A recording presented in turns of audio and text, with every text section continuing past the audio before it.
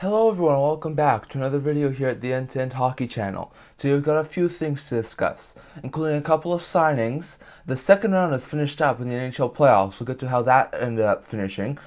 Some more injury updates, just a couple for today, and some more off-season rumors, this time involving two eliminated teams from the second round, the Toronto Maple Leafs and the New Jersey Devils. I'll get to all of that coming up right now.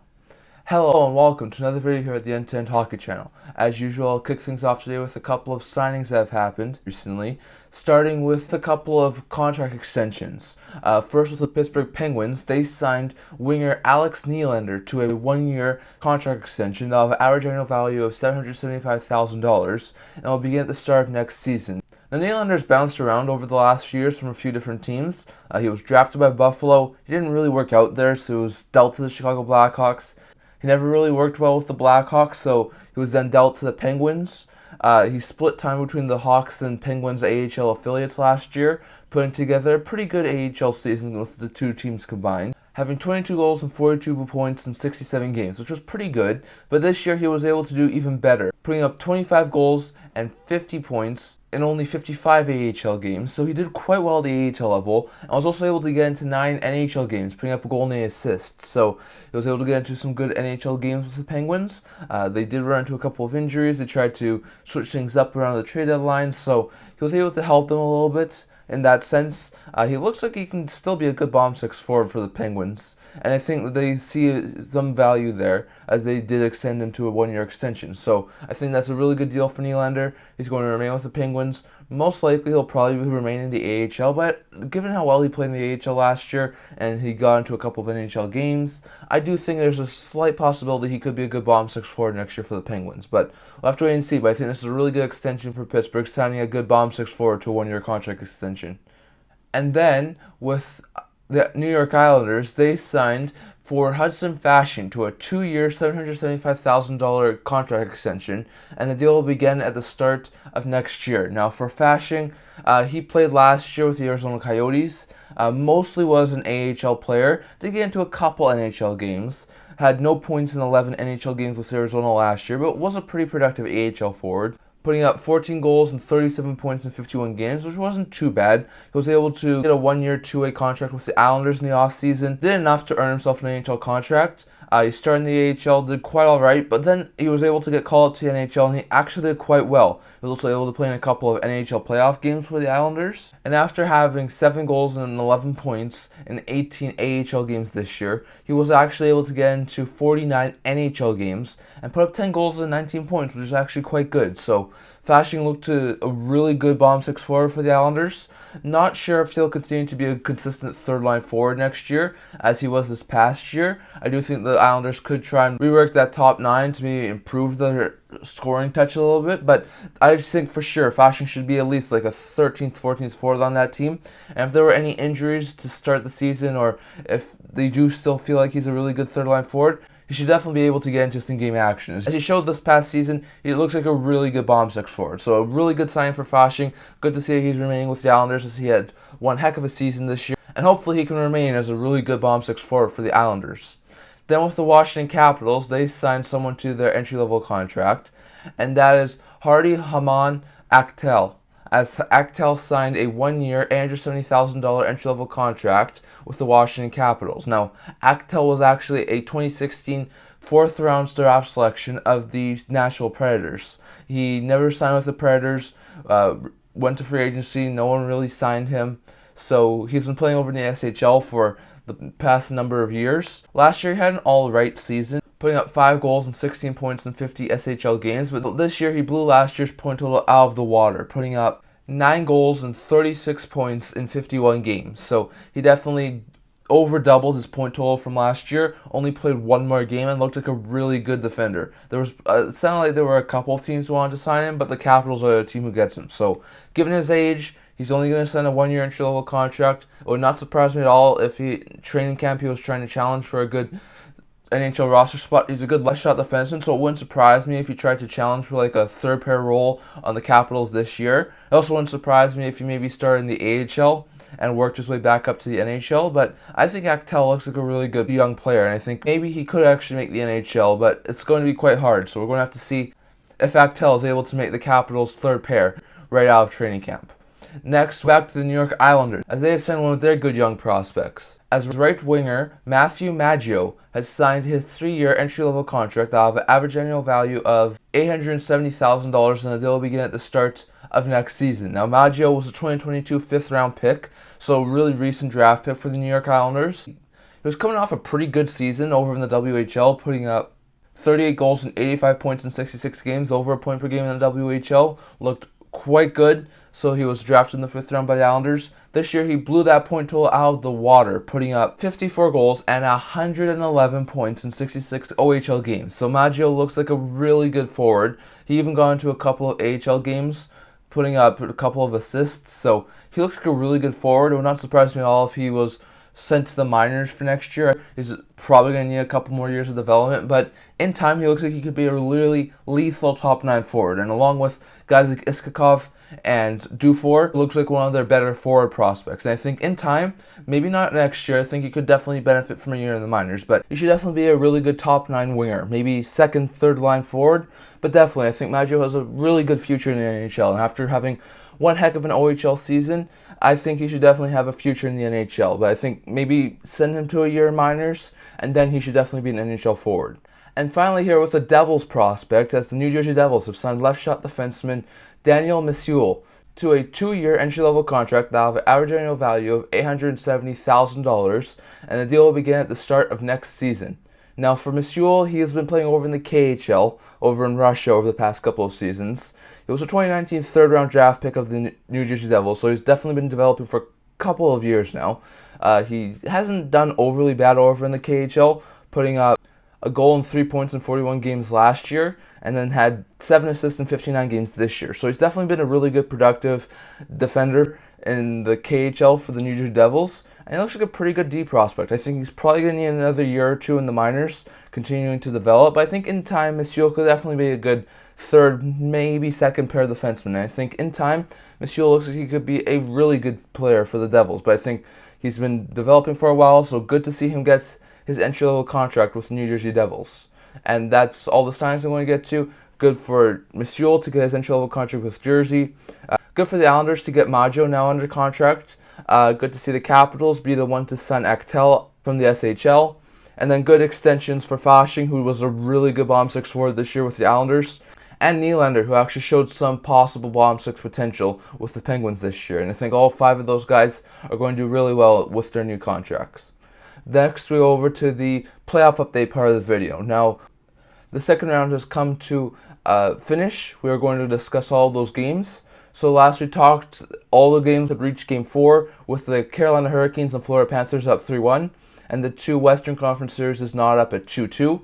So starting with Thursday's games, we started with the New Jersey Devils and Carolina Hurricanes. It was a really good, close game. Jack Hughes was able to open the scoring for the Devils. Then the Canes were able to get one back. Then Timo Meier gave the Devils another lead. With a couple seconds left in the second period, Brent Burns was able to tie it to make it 2-2 at the end of the second period. That's also the way the third period would end. It would go to overtime. And in overtime, Jesper Fast in this goal here was able to score to give the Carolina Hurricanes the overtime game and series winning goal to send the Carolina Hurricanes to the first Eastern Conference Final since 2019. Good goal from Jesper Fast. It was a really hard-fought series from the Devils and Canes. Most of the games were blowouts. The Canes had 3 blowouts in the first 4 games. The Devils had 1 blowout win for them. And then this game was really close. So it was a really good, close game to finish out the series. But the Devils just didn't have it in them to finish out the series. So the Canes are now going to the conference final. Later in the day, we had the Dallas Stars play the Seattle Kraken. Dallas was able to get a couple goals early, including one from Hintz, to get a 2-0 lead at the end of 1.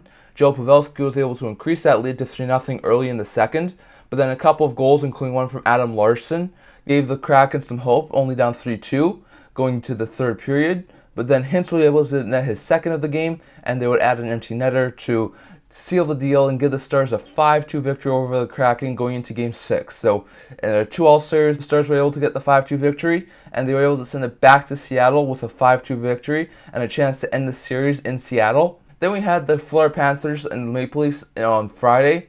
This was another game that had the possibility of being closed out on Friday. Florida was able to get up to a 2-0 lead early. Goals from Ekblad and Verhaeghe were able to make it a 2-0 Panthers lead in the first.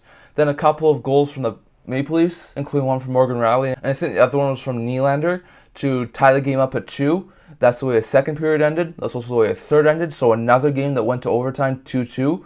And in this one, once again, the team who had a chance to end the series ended the series. On this goal here from Nick Cousins in overtime, the Florida Panthers were able to get the overtime game and series-winning goal to send the Florida Panthers to their first conference final since 1996 and set up a date with the Carolina Hurricanes in the third round. So Panthers were able to really win a lot of close games early on. The Leafs were able to push 5, but it was just not enough, as the Leafs put themselves in a 3-0 hole and they really could not dig themselves out of it. So the Panthers were able to get the overtime victory, and the Panthers win it in 5. So Panthers beat the Leafs in 5, Carolina Hurricanes beat the New Jersey Devils in 5, and we now have a third round Eastern Conference Final between the Carolina Hurricanes and the Florida Panthers. Later in the day, we would have Game 5 between the Golden Knights and the Edmonton Oilers. There was a lot of scoring early on. Edmonton would get a power play goal in the first period to make it 1-0. The Knights would tie. Then later, Zach Hyman would get another power play goal to make it 2-1. That's the way the first period ended, and the way it was for most of the second. But then late in the second, within a span of 90 seconds, the Golden Knights flipped the script of that game. They were able to get 3 goals, 2 power play goals, and then a 5-on-5 goal. One from Stone, one from Smith, and one from Nick Hague to change it from a 2-1 Oilers lead to a 4-2 Golden Knights lead. And that's the way the game went to the third period, 4-2 Golden Knights. The Knights would take a late second period major penalty that would carry on to the third period. And a lot of people would have thought that Edmonton's power play would have, just the way they were playing, sliced and diced the Vegas Golden Knights. But the Knights actually stood their ground, only gave up 1 power play goal to McDavid to cut the lead to 4-3. And then after that, they were able to hold down the fort. They were able to play really good defensively, shut down the Oilers' offensive attack, and they were able to come away with the 4-3 regulation victory to take a 3-2 stranglehold series lead on the Edmonton Oilers going into Game 6. Then Saturday, because of the finished series in Carolina, New Jersey, we only had the one Game 6 between the Stars and the Kraken. The Kraken opened the scoring midway through the first period, and then Dallas answered really quickly afterwards to make it a 1-1 game. But then Seattle was able to score 3 quick goals, one late in the second by Jordan Eberle, and then a couple of early second period goals, one from Tolvanen, one from Karche, to make it a 4-1 Kraken lead. Pavelski would make it a 4-2 game going into the third. Then Beniers made it a 5-2 game. Kiviranta would score quickly after to make it a 5-3 game, but it was too little too late. Eberle seconded it away with an empty netter, as the Seattle Kraken were able to beat the Dallas Stars, double them up 6-3, and they were able to, for the second consecutive series, go to a Game 7 after a really dominating performance in Game 6 to beat the Stars. And then went on to Sunday when we had the Golden Knights and Oilers Game 6. Oilers trying to stave off elimination, Knights trying to move on to their first conference final since 2021. There was a lot of goals in the first couple minutes. First, Riley Smith would open the scoring for the Knights, but then there was a couple of goals, one from McDavid, one from Vogel, to make it a 2-1 Oilers lead. That is the way the game ended in the first. We went to the second period, and then a natural hat-trick from Jonathan Marchessault. His 3rd of the season, his 4th of the season. This one here, his 5th of the season, late in the second period, would make it a 4-2 Knights lead. So Marchessault single-handedly helped the Golden Knights flip the script from a 2-1 deficit to a 4-2 lead. That's the way the game went to second intermission, 4-2 Vegas, and that's the way it would stay for most of the third period. Vegas would get a lot of good saves. They were able to once again shut this down defensively. William Karlsson was able to ice it with an empty netter goal, and the Vegas Golden Knights were able to win 5-2 in Edmonton, take the series, and are going off to their first conference final appearance since 2021. So a really good, solid performance. Vegas showed their really good defensive structure by being able to shut down McDavid and Draisaitl in the third period of both Game 5 and Game 6. And they really did quite well. So the Knights are going on to the conference final. And then we had the last game of the second round last night between the Dallas Stars and the Seattle Kraken. We had a winner-take-all Game 7 between those two teams. It'll be a pretty slow game to start out. It was scoreless after 1. It was scoreless for basically the first 35 minutes of the game. But then with about 5 minutes left to go in the second period, Rupe Hintz would open the scoring to give the Stars a 1-0 lead. That's the way the game ended in the first. It will stay that way most of the third period until Wyatt Johnston made it a 2-0 game for the Dallas Stars with about 8 minutes left. The Kraken continued to push. They were able to get one with about 20 seconds left from Oliver Bjorkstrand, but at that point it was too little too late. And the Dallas Stars were able to hold on and come away with a 2-1 victory over the Seattle Kraken and move on to their first conference final since 2020. So a really good job by the Dallas Stars to be able to hold on and get the win. They show that they're a really good team, and we have now a Western Conference final set up between the Dallas Stars and the Vegas Golden Knights. So definitely quite surprising, but Panthers were able to beat the Leafs in 5, Canes were able to beat the Devils in 5, Knights beat the Oilers in 6, and Stars beat the Kraken in 7. So really good series from all these teams. Kraken put up a fight till the bitter end. Edmonton looked really good at some points in this series. New Jersey and Toronto started off really bad and they were not able to recover. So I think all those 8 teams are really good. And now we've got a Final 4 of the Carolina Hurricanes and the Florida Panthers, and the Vegas Golden Knights and Dallas Stars. And none of these teams have won the Cup in recent memory. I mean,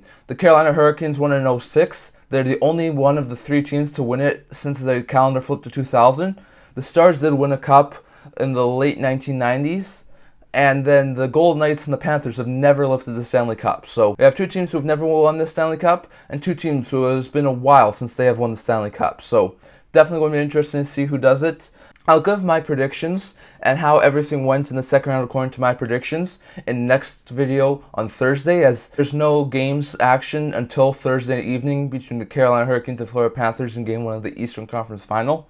So I'm not going to do any of that right now, but just really interesting to see that 4 more southern-based teams in the Carolina Hurricanes, Panthers, Stars, and Golden Knights were able to move on to the conference final. And we're going to see who's able to go to the Stanley Cup final starting on Thursday.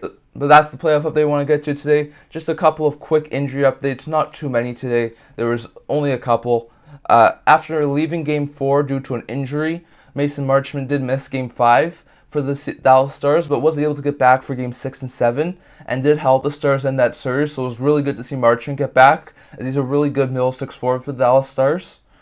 Yanni Hakanpää missed Game 4 due to an injury he was dealing with, but was able to get back for Game 5, 6, and 7, so really good job for Hakanpää. He was a really good defender for the Dallas Stars, so good to see that he was able to get back for those last 3 games, and I think the addition of Hakanpää and Marchment really did help the Dallas Stars beat the Kraken in 7.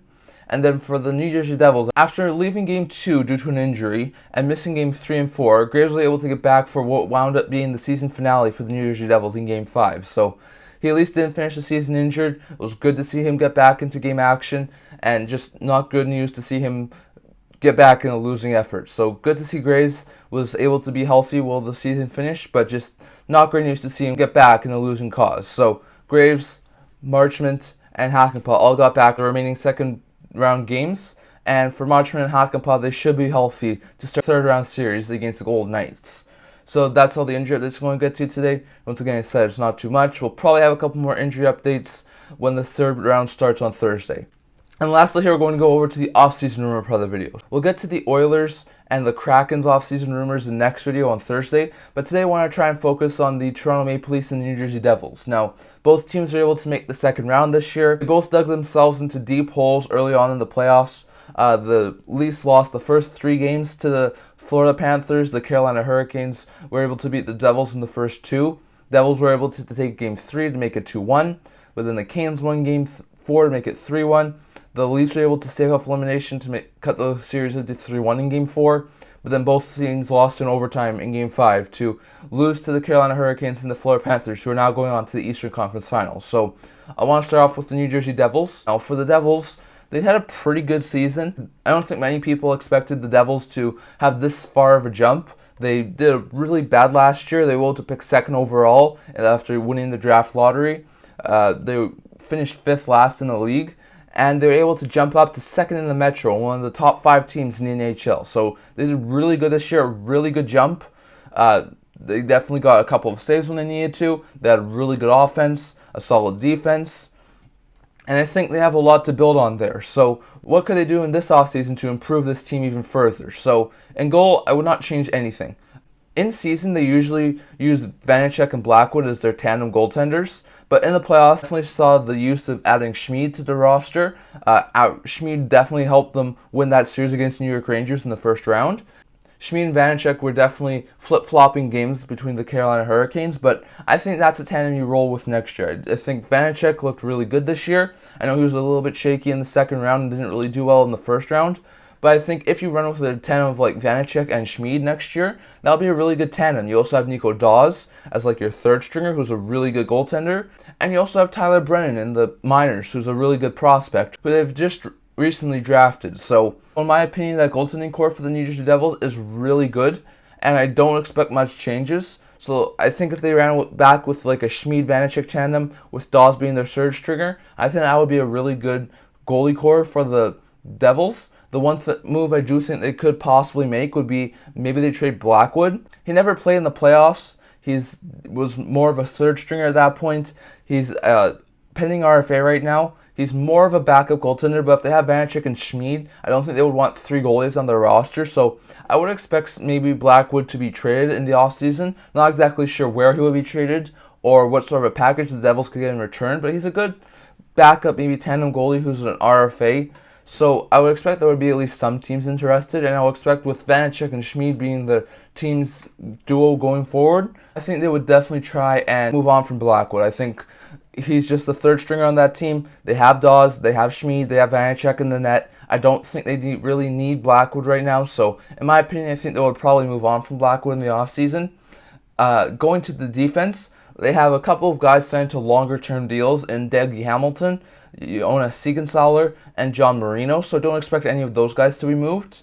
You got Hamilton, you got Marino on the right side. I would expect Luke Hughes and Simon Nemec, who are 2 top-end defensive prospects, to both make the team next year. Hughes signed his entry-level contract after coming over from college late in the season, got a couple of games action.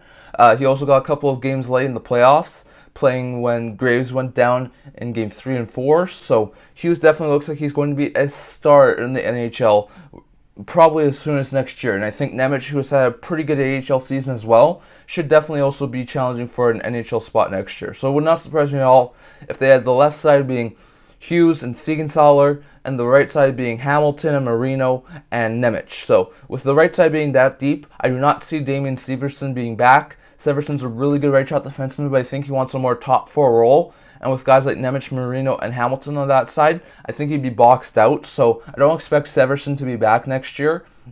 I would expect them to maybe bring back Kevin Ball. Another guy who I think could be back would be Ryan Graves, pending UFA, just like Severson. But I think on that left side, he'd fit in really well with the Devils after being acquired from Colorado a couple of years ago. And I think they could definitely bring him back. If not him, then I think maybe they go into free agency. Maybe you grab one more veteran top 4 left shot defenseman who could really help them in that area. But besides that, I don't really see him making much more moves. I could see him maybe move Brendan Smith, who's a really good 7th defenseman. But besides that, I don't really see much movement. So I think they move on from Severson. If they can bring back Graves, then I think they should. If they can't, then maybe go out and try and acquire a top 4 left shot defenseman to replace him. But I think for the majority of the defensive core, they have it already in their system. They have Hughes, Siegenthaler, Hamilton, Marino, and Nemec, who I think should be majority of the defensemen starting next year. So I think that's a really good top 6. If they can bring back Graves or get another top 4 left shot defenseman, that defense is going to be really good next year. But their big questions are going to be on the forward group. Now, they only have a couple of guys signed past next year. They have Curtis Lazar, Dawson Mercer, and then Palat, Hughes, and Hischier, who are the only guys signed past next year. Now, Bastian, Boquist, and McLeod are all pending RFAs. They're all lower side RFAs who are more bottom 6 forwards right now, so I expect all those guys to be back for the New Jersey Devils. But there's a couple of big-time forwards in the free agent market, both restricted and unrestricted, who are going to be interesting to see what the Devils do this offseason. First with the unrestricted free agents, Thomas Tatar, Wood, and Halla are all pending UFAs for the New Jersey Devils. Now, it would not surprise me at all if Halla was brought back. Halla was a really good third-line center, maybe top 6 winger. He fit in really well with that Devils team. So it would not surprise me at all if Halla was brought back by the Devils. So I wouldn't be surprised if Halla was brought back. I think Wood probably does go to free agency and moves on. I think Wood most likely has probably a better opportunity elsewhere than the New Jersey. And Tatar's really a toss-up. I think he fit in well, and would not surprise me if they wanted to bring him back, but also not surprise me if he went to free agency. So I think they would like Hall back, but I would not be surprised if Wood and Tatar tested free agency. But their big problems in the forward group would be Meier and Bratt. Both of those guys are pending RFAs. They are both really good players. And both of those two players are going to be unrestricted free agents in the next couple of years. So can they keep both of them? That's going to be the big question. I think it's possible to keep both Bratt and Meier, but they're going to have to try and sign Meier to something under $10 million qualifying offer. And they're going to have to try and sign Bratt, probably, my guess would be somewhere around $7 to $8 million on an average annual value for maybe 5 to 6 years, would be my guess on a deal for Bratt. But I think there's a way that they can keep both Bratt and Myers, but it's going to be difficult. So we're going to have to wait and see. Will Bratt and Meier both be able to be back for the New Jersey Devils, or will one have to be moved? And with Tatar and Wood possibly be moved, they should definitely be able to have Alex Holtz be a good top 9 forward next year. It would not surprise me at all if they tried to bolster that forward group as well. Maybe they try and go into free agency, sign like maybe one top 6 winger, maybe 1 or 2 top 9 wingers. And it would not surprise me at all if they tried to bring in a couple of players via free agency to really boost that forward group a little bit more. So, in my opinion, you keep the Vanecek-Schmid tandem that worked really well in the playoffs. I know it really fizzled out against the Carolina Hurricanes, but I think you run it back with those two guys. You have Dawes as your third stringer. You move on from Blackwood, who I think could definitely be a backup somewhere else. On the defensive end, you bring up Nemec and Hughes next year to play with guys like Hamilton, Siegenthaler, Marino. You either keep Graves or you go into free agency and get another top 4 left shot defenseman. You maybe keep guys like Smith or Ball as your 7th defenseman. You run it like that. It's on the defensive end. On the forward group, there's a couple of guys signed. I'll expect guys like Bastian, Boqvist, McLeod to stick around. It's definitely going to be interesting to see which of those 3 UFAs, Haula, Tatar, and Wood remain. In my opinion, I would say Haula probably remains, and Tatar and Wood probably move on. And then it's also going to be really interesting to see if Meier and Bratt are able to remain with the Devils, or if one wind up getting traded. But going to be interesting to see. I think the Devils would like to keep Bratt and Meier, and I think if they can keep both of those guys, rework that top 6 a little bit, and continue to have a really solid young defensive and goalie core, that team should definitely be competing for playoff spots again next year, maybe the division title, and it should be able to go deep next year as well. So I think the Devils have a bright future, and they can rework a couple of things. They should be a really dominant team again next year. And then with the Toronto Maple Leafs, now they're able to get over their first hurdle. They were knocked out of the first round the past 6 years. They were able to finally get past the first round, being the Lightning in the first round, but they really did slow down after that. They were really not ready for the Florida Panthers. The Panthers were able to get to a 3-0 lead. They were able to win their first second-round playoff game, but then they were able to lose. So losing 5 to the Panthers, it's really an underwhelming performance, and I do expect some major changes for the Toronto Maple Leafs. Now, on the goaltending side of things, I think they actually have their 2 goalies for next year. Ilya Samsonov's an RFA. He's going to be wanting an extension, probably somewhere between $4 and $6 million will be my guess. I expect Samsonov to get a decent raise from the Toronto Maple Leafs, and I'll expect him to remain their starting goaltender. As for their backup, in the playoffs, when Samsonov went injured, the team went to Joseph Woll to finish out the series. He was able to get the win in Game 4 for the Leafs, and he looks like a really good goaltender. So while I don't think he's a starter yet, I think he could definitely be a good backup next year for the Leafs, and I think he should definitely be a backup to Samsonov next year. So in my opinion, you have Samsonov and Woll as your 2 goalies for next year. You sign Samsonov to an extension. You have Woll, who's a really good young backup. And at some point in the offseason, I think they try and move on from Murray. Murray will have 1 year left at $4 million. He's definitely had a lot of injury problems over the past couple of seasons, and I think he could definitely be a good backup somewhere else. But in my opinion, you run with Samsonov and Woll next year in your goaltending tandem. I think that would be a really good goaltending tandem, and they even still have a guy like Eric Källgren as the backup for Toronto. So in my opinion, I think they run back with Samsonov and Woll, Källgren as their 3rd stringer, and they try and move on from Murray in the offseason. On the defensive end, they still have a couple of guys signed beyond this year. They have Timothy Liljegren, who's a really good defenseman. They have Riley, they have Brody, they have McCabe, they have Timmins, they have Giordano. So I expect most of these guys to remain with the Maple Leafs. I would expect them to try and re-sign Luke Schenn, who's a really good top 4 defenseman. Maybe on like a 2 to 3 year deal, like $3 million would be my guess. That would be a really good signing for the Maple Leafs. And if they have to try and move someone to do it, I do wonder if maybe TJ Brody gets moved. A year away from unrestricted free agency at $5 million, I think he's someone who's expendable with the amount of defense they have right now. So in my opinion, I would not be surprised if they tried to move on from Brody.